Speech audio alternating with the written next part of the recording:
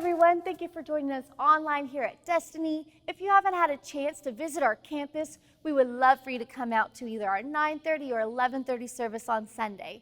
But if you can't, you can always watch us online here at destinyokc.com. And while you're there, you can look up any past messages, see any of our upcoming events, and read pastors' blogs. Also, be sure to follow us on social media right here. And now, here's this week's message. Well, good morning, Destiny. We have all survived Black Friday, and we are on our way toward Christmas.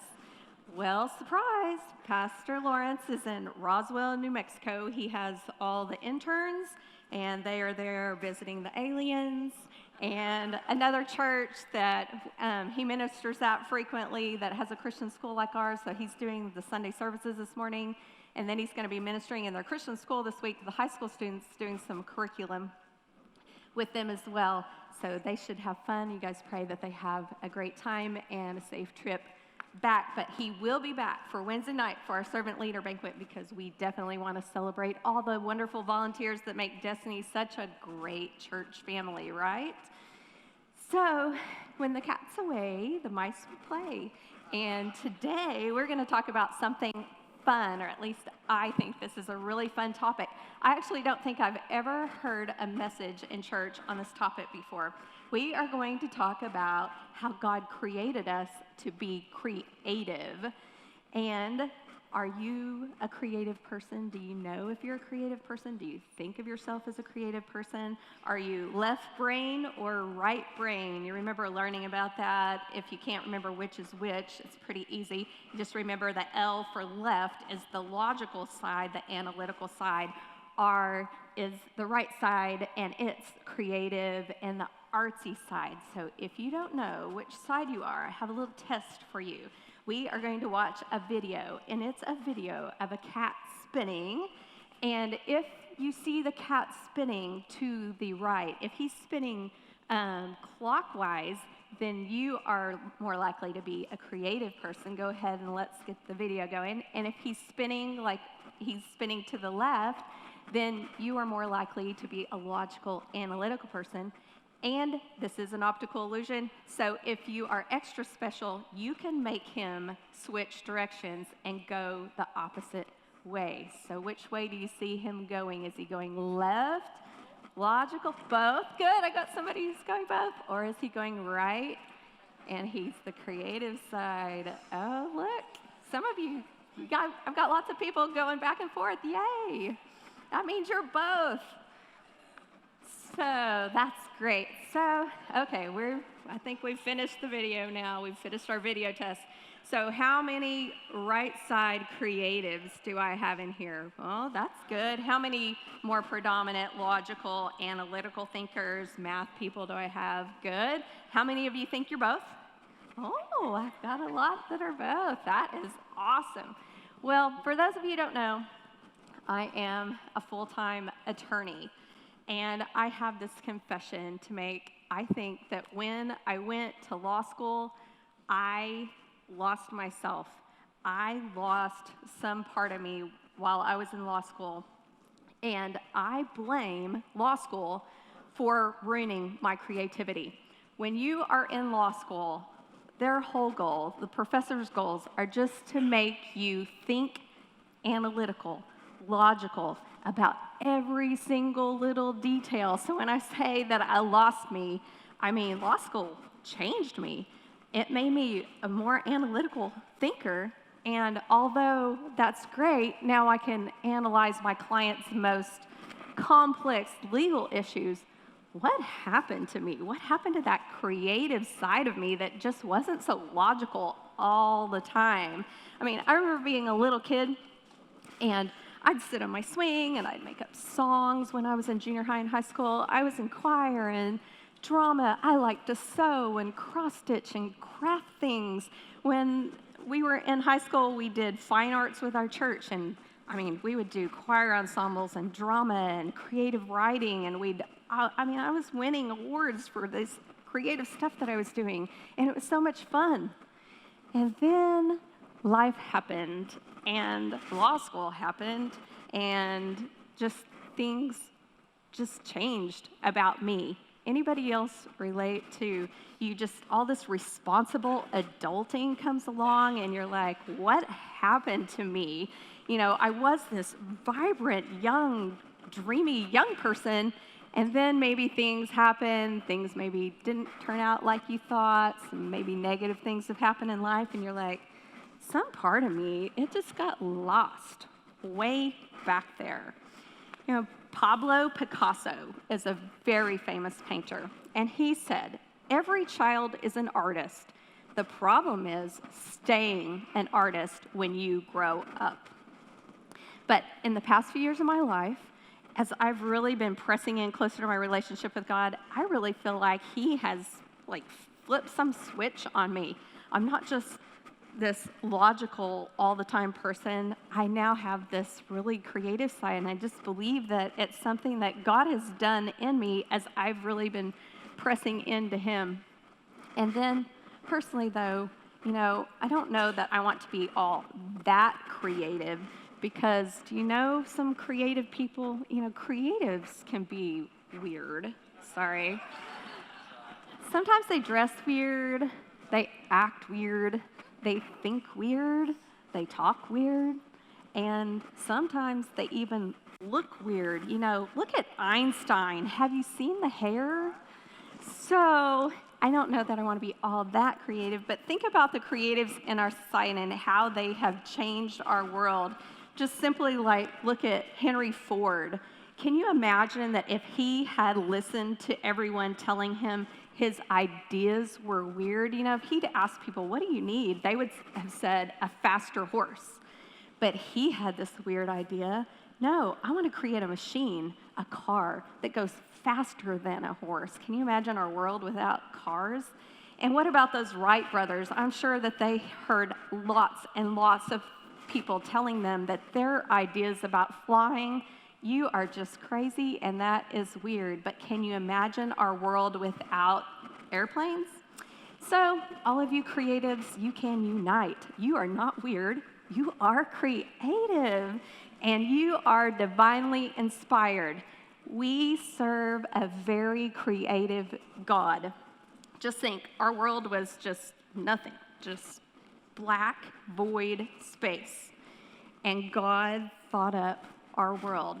What would you have created if you had just like this dark, void space and you were going to create our world? Would it look anything at all like what our world looks like today? You know, Genesis 1, God says, let there be light and water and sky and plants and animals and fish in the water and birds. Would it have looked like that? I think God was very creative in when he created our world. And when you look at a sunset and you see the blue sky and the orange and the yellow and the pinks, I just think it's just so beautiful. And I just think how creative our God was to create this beautiful world for us. It was just a blank canvas, and he created all of that beauty just for us to enjoy. Then in Genesis 1:27, it says, so God created mankind in his own image. In the image of God, he created them, male and female, he created them. God created man in his own image. He created you. You are created in the image of God. All that creativity that God possessed when he created this world, it is in you. So this is our first blank. You are created in the image of a creative God. You are created to be creative. Now, some of you admit you are creative. You know you're creative. We can just look at your outfit today and we know, you're a creative type. Now, for the rest of us who don't maybe go around thinking, well, I'm just a creative. Why is that? I know why that is for me, because I am always comparing myself to other people. I think, wow, I can't do what this other person can do. I just looked at the gifts and talents that God has given other people, and I compare myself and I think, well, I can't do that, so I'm not creative. But I may not be able to write a song like somebody from Hillsong or Bethel, but I can write a pretty creative legal brief to convince a judge that my client is right. So the point is, stop wishing that you are like somebody else and admiring their gifts and the talents that God gave them. God gave you gifts and talents. He didn't call you to be like other people. He called you to be like him. Ephesians, yeah, God did call us to be like him. You know, Ephesians 5:1 says, be imitators of the most creative person you know. No, it doesn't say that, does it? It says, Ephesians 5:1 says, be imitators of God. God doesn't call us to imitate other people. He calls us to imitate him. So you be you, the best you that you can be, the most creative you that you can be, formed in the image of our creative God. So why is it that we are talking about creativity today? I think this is such an important topic, and I want to tell you why. You need creativity for all sorts of things. And the first reason why you need creativity is just to fulfill your everyday assignments at home, at work. One place that I've really needed creativity is in parenting. You know, children are very unique, and each one is different. And our girls are night and day. They are so different. And so when it came to disciplining them, we had to get really creative because Faith, our first, you could just give her the mom look and she would just burst into tears and just stop doing whatever it is that she was supposed to be doing, that she wasn't supposed to be doing. Lexi, on the other hand, she is our creative child. And she's just so happy-go-lucky, and she just didn't, nothing fazed her. There wasn't anything you could do to faze the child, to discipline her. So we had to get really, really creative. So what we did, we took her beloved stuffed animal Dalmatian dog, so creatively named Spot, the Dalmatian dog, and we would put Spot in timeout instead of putting Lexi in timeout. Oh my goodness, you would have thought that the world was coming to an end. How could we do something so cruel as to put Spot in timeout? But hey, it worked. It was creative and it worked. So God wants you to use all that creativity that he put inside of you, the creativity that he has in everyday life situations. So the next time we're facing some problem, we are going to do a little memory technique here, and we're going to put a stoplight up on the screen. And I want you to think, when you're facing something that is a challenge, I want you to think about red, yellow, and green. You're going to stop just stressing out about whatever it is you need a creative solution about, and you're going to yellow, yield to God, and just pray, God, I really need your creative solution to address this problem. And then whatever he's speaking to you about, you're going to green, go, do that thing. No matter what he says to do, you're going to go and do that thing. So stop. Red, yellow, and green. Stop, yield, pray for God's creative solutions, and then go do those things. We're going to repeat this over and over today. It's going to stick in you. When you leave here, every stoplight you're going to say, hey, I am going to be creative. So you also need creativity at work. You know, work is so much fun. There are challenging people at work. There are challenging situations at work, things that you need solutions for. You know, have you ever gone into a meeting and you've got solution A and solution B, and you're going to be talking about the pros and cons of A and the pros and cons of B, and then you're going to make a decision. You're going to decide which is it going to be, A or B. And then you're in the meeting, and then somebody goes, well, I see A and B, but I don't think we're just limited to that. I think that there's this solution C, and everybody's like, oh, we didn't think about that. That's such a creative solution. You know, God can talk to you during meetings and help you have creative solutions to problems. When we were building our house, our builder kept coming and telling me, We cannot hang ceiling fans on your back patio because the pitch of the roof is too steep and the parts just won't fit and we can't make them hang there. And I kept saying, well, ask a different contractor. Somebody's got to be creative. And I mean, like, this was an ongoing conversation. I think he just didn't want to do it. But finally, some creative contractor took pieces of metal that didn't have anything to do with ceiling fans, and he designed a plan to be able to hang the ceiling fans. And I'm so thankful to those creative people who can do creative things at work. So next time you're at work, whether it's a challenging person, a challenging situation that you're facing, we're going to do red, yellow, and green. We're going to stop. We're going to ask God, won't you help me please be creative in this situation? And then whatever God prompts you to do, we're going to go and do that thing. Another really, really important reason why you need creativity is just to recognize how God works in your life. You know, God is creative in the way that he does things in your life. So remember the story of the prophet Elisha and King Naaman. And Naaman had leprosy, and he wanted Elijah to come pray for him to be healed of his leprosy. So we pick up in 2 Kings 5:10 through 12. Elijah sent a messenger to him, to King Naaman. Go and wash yourself 7 times in the Jordan, and your flesh will be restored, and you will be cleansed. But Naaman went away angry and said, I thought, everybody say, I thought. Anybody ever tell God what you think?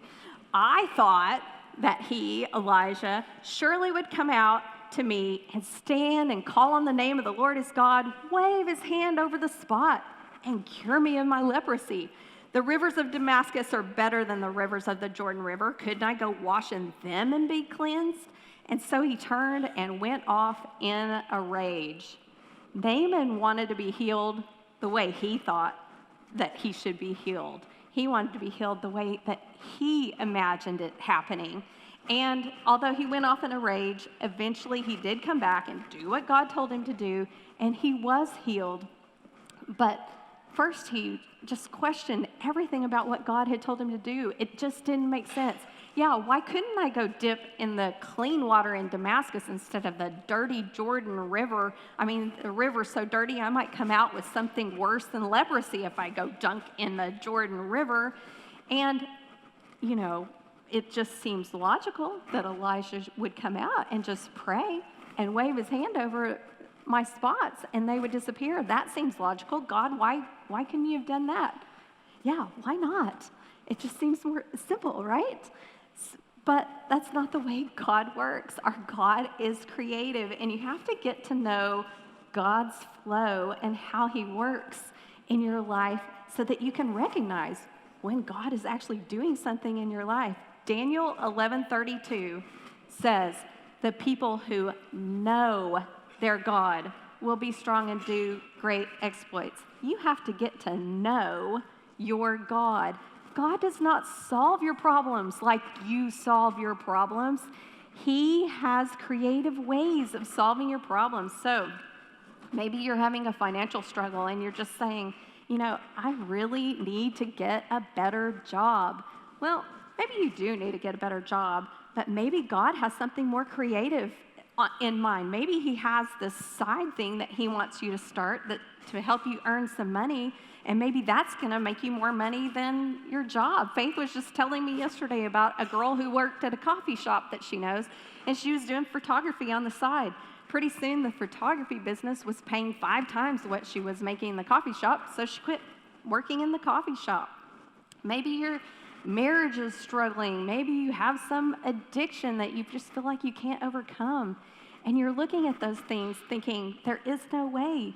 But that's because you're just looking at them with your logical mind and not looking at them with God's potentially creative solutions. You know, we have access to the mind of Christ and to the creative mind of Christ.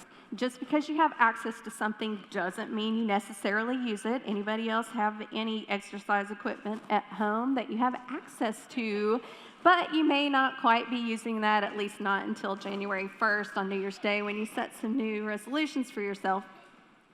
But we have access to the mind of Christ, and we don't always access it. When we face problems, we are really good at what?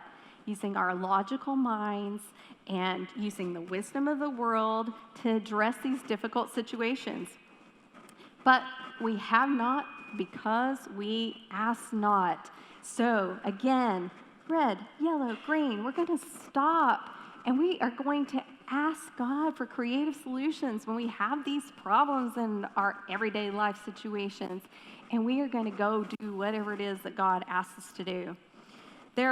So those are situations that we face personally where we need God's creativity. But what about impacting our world with God's creativity? Ephesians 2:10 says, "For we are God's masterpiece. He has created us anew in Christ Jesus so we can do the good things He planned for us long ago." Do the good things that He planned. God has a great plan for your life. He has a purpose for you. You are His masterpiece. He created you with exactly what He wanted in you so that you could impact your world. You are the only one who can do what God has called you to do. This world is depending on you. It's depending on you to access that creative mind of Christ, to really be an impact in this world. Recently, I was listening to this missionary from Cambodia, and she went and she was rescuing people out of human trafficking. And it was just a terrible situation there. And so she started praying and saying, God, there has to be a better solution to this than just rescuing these people out of this situation. And God really revealed to her the reason why there was so much human trafficking in this town. And it was because there was a lack of employment. And so people couldn't get jobs other than to work for the human traffickers. That's how they made a living and how they fed their families. So she had this great plan that she was going to create these businesses to employ these people at a fair wage so they could feed their families. So she started creating all these different types of businesses that would work there. And eventually, she was getting people out, getting the people who were doing the human trafficking into her businesses, because obviously they were running a business, but it wasn't a good type of business. And so she put their talents to use in creative businesses, and it drastically reduced the amount of human trafficking in this city. So what is it in our world that God wants to do? I mean, we don't live in Cambodia, but we still have human trafficking here. And we have all sorts of things, problems that our society has. I mean, we have homelessness and racial tensions and poverty and hunger. We have an addiction crisis, a mental health crisis. We have kids in foster care and kids in orphanages. We have gun violence and terrorism. We have single moms who just need to work 2 or 3 jobs just to put food on the table. There are all sorts of problems that our society is facing, and God has creative solutions to all of those things. If we will stop and ask God, what is the creative solution that you have to resolve these issues in our society? So we're going to have to get creative. We're going to have to get innovative. And how are we going to do that? And first we have to look at, why is it that we don't do those things, those dreams and things that we think we should be doing? Why don't we do them? And the biggest thing is fear. Fear of failure. Fear that your dream is not going to succeed. Fear that you're not going to be good at it. Fear that you're going to tell somebody else your idea and they're going to say, well, that's not a good idea.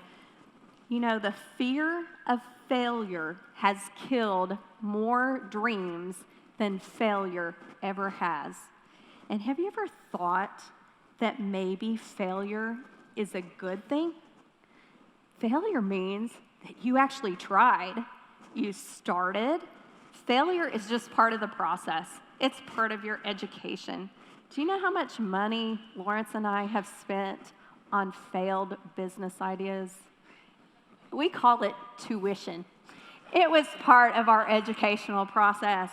But hey, we tried, we started, and we learned a lot. And I have learned that when God calls you to do something that is outside your realm of knowledge, outside your comfort zone, outside of your life experience, outside of your skill set, that's when he takes over and the miracles happen.